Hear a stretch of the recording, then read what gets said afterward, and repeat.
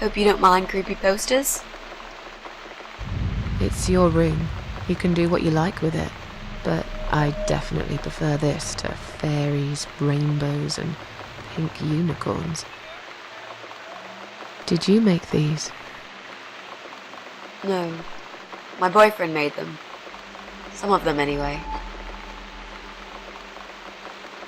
So, Miss Ashworth, I happen to have a bottle of wine in my bag.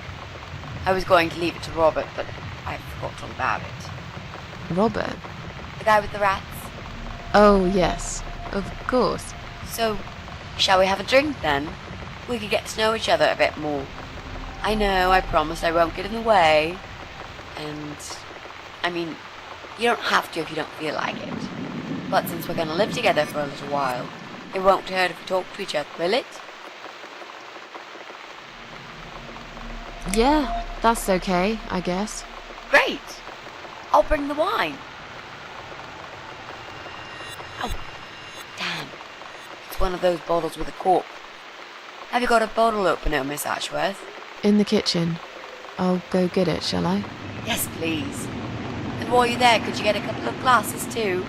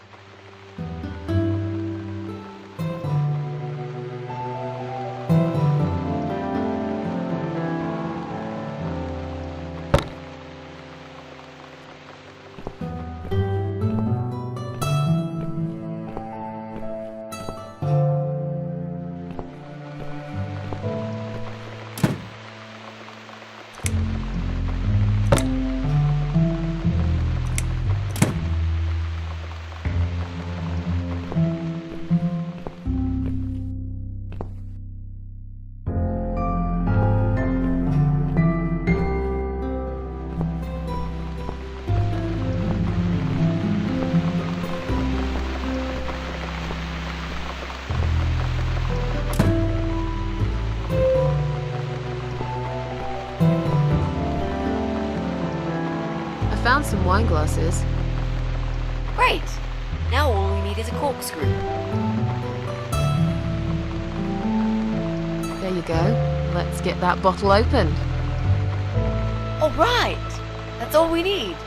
Oh, Miss Ashworth, I really must say this before we start. Yeah? I promise I won't cut your throat when you're asleep. Very funny, Mitzi. Oh, no, I mean it. That's fine. But just so you know, I always sleep with my eyes open.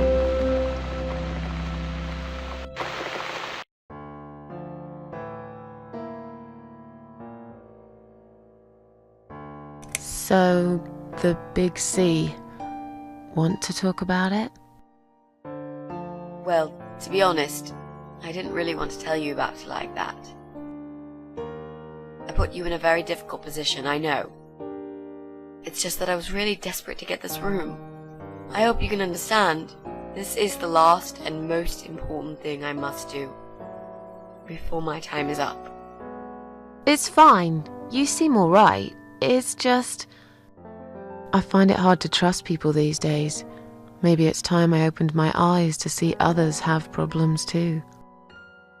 Some, like yourself, even bigger than mine. What kind of cancer is it? Do you mind me asking? Brain tumor. Her name is glioblastoma. Haha. Yep, they're all girls, the way I imagine it. Just look at their names. Lymphoma, melanoma, myeloma, leukemia, sarcoma. Each of them a fucking goddess of death. Beautiful and ruthless.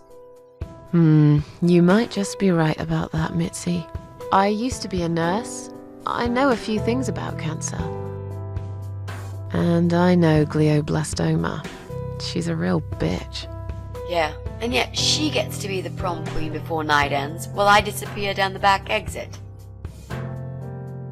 How long? They said I had a year. But that was 6 months ago, so... yeah. Not awfully long. Is there anything? They've tried. I'm sorry. Yeah. So am I. Do you want to talk about something else? Oh, it's not raining anymore. Oh well, I don't mind rain. Sometimes I even like it. But according to weather forecast, there's a nasty fog coming. Now that I'm actually scared of. I got lost in a fog once, when I was just 9 or 10. I remember I sat under a tree crying, thinking some monster would appear right in front of me and drag me away. But now that you're a big girl, you know there are no monsters. Yeah? How do you know?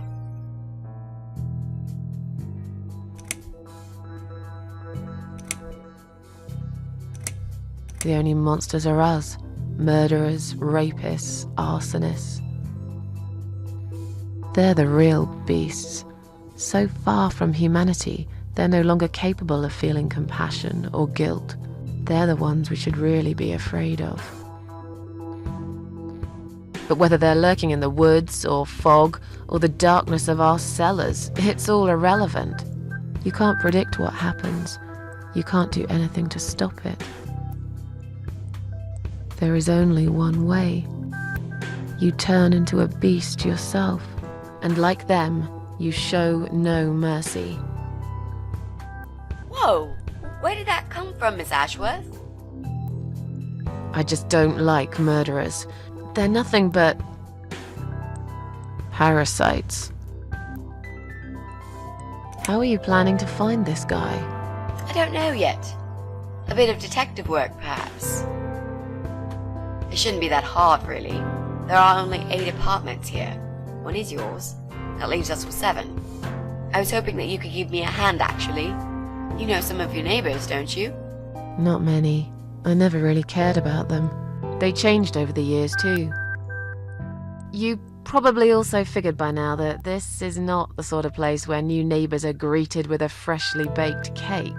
You see a new face, you give them a blank stare as you pass them in the hall, and you forget about them a minute later. That bad, eh? Well, there's that ball guy who lives above me in flat 5. He came here recently to shout in my face. He's a nasty piece of work, but I really don't think he's the person you're looking for. What does he do for a living? I think he's a train driver. I can't imagine somehow that my guy would be a train driver. Okay, that's good. Leaves us with just 6. Anyone else you know? I'd have to think. You know, maybe not tonight. Let's just talk about something else, okay? I have plenty of time. There's no need to rush this. Maybe tomorrow we could sit down together and make a plan. I could draw a simple map of the building, and with your help, mark down who lives where. Sounds good to me, Mitzi. You mentioned a boyfriend. Tell me something about him. Yeah, okay. Let's talk about him. His name's Jack. He's dead. Oh. Miss Ashworth, are you sure you want to listen about my miserable life? I don't want to bring you down. These aren't happy stories. And I'm not a happy stories kind of person. I'm sure you've noticed by now. I guess so. Anyway, I suppose I would have had to tell you about Jack sooner or later. After all, he is the main reason I'm here. I just don't know where to start. Tell me how you two met. Oh, we knew each other for forever. We grew up on the same street. It's funny how we seem to be made for each other. Perfect match. I always knew he was the guy for me, and I'm sure he never doubted that either. Jack was absolutely crazy about me. We thought one day we would marry, have children, be happy. I never had many friends because I had Jack. I didn't need anybody else. You know, if there's one thing I'm really grateful for in my life, it's that I got to experience this pure, perfect love. Some people go through a lifetime without knowing how it feels. I guess I've been very lucky. But all luck runs out sometimes.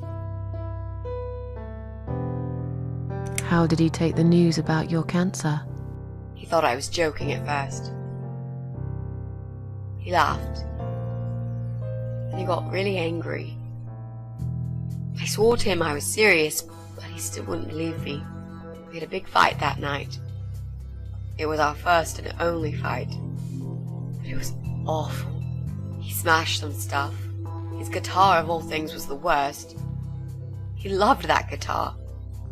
Why did he break it? He was absolutely furious. He walked out on me that night, and when he came back the next day, he was different. Begged me to try surgery and chemotherapy. I didn't really want those things, but I did the chemo for him. It didn't help. It just made me feel sick all the time. I felt trapped in this strange place where nothing that happened around me seemed real. Maybe that's why I didn't see what my cancer was doing to Jack, and it was destroying him as well. He changed.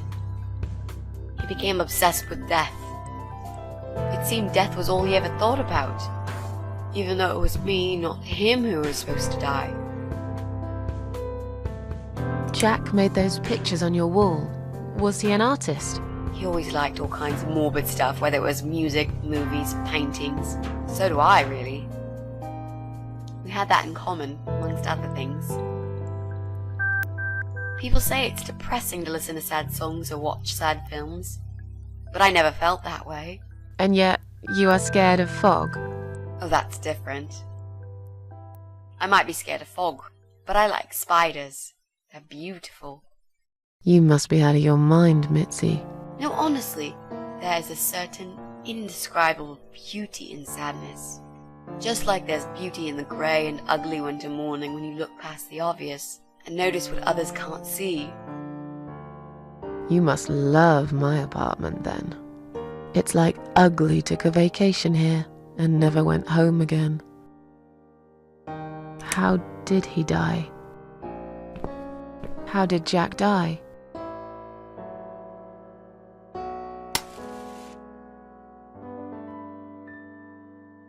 It was so distant in the last few weeks before he died. What I didn't know was that he kept looking for something. I don't think he even knew what exactly. But it eventually found him. Or rather, he found him.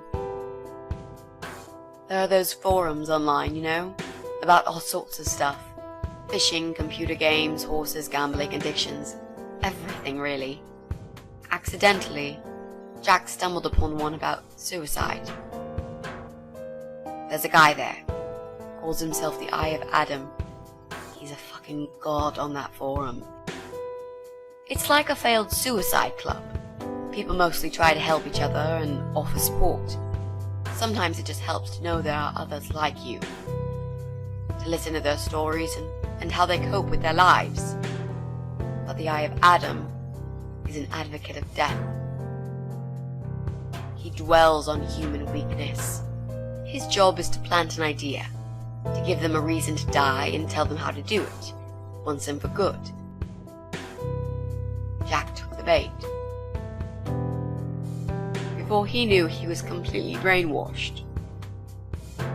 One day he sat down with me and tried to explain his perfect solution. It was the Romeo and Juliet kind of scenario. We were both to die together in each other's arms. It was supposed to be a quick and foolproof death. There was no chance we would have been saved, all thanks to the Eye of Adam, who created a tool for perfect suicide. He told me it was very simple. All we needed were 2 easily accessible household chemicals. which combined together create a gas called hydrogen sulfide that kills you within a couple of minutes. I told him he was fucking nuts, of course, but he just wouldn't give up. He reasoned with me, then he begged, and eventually just kept screaming at me. I figured it was his crazy idea of a modern romance, but it was downright tacky and just wrong. Finally, he said he would get everything ready and wait for me in our special place at dawn. 5 in the morning. Don't be late. Those were his last words he said to me. Then he stormed out. I cried for hours, thinking I didn't deserve all that from the person I loved most in the whole world. A few times I even tried to persuade myself that maybe he was right and I should do it. But I just couldn't.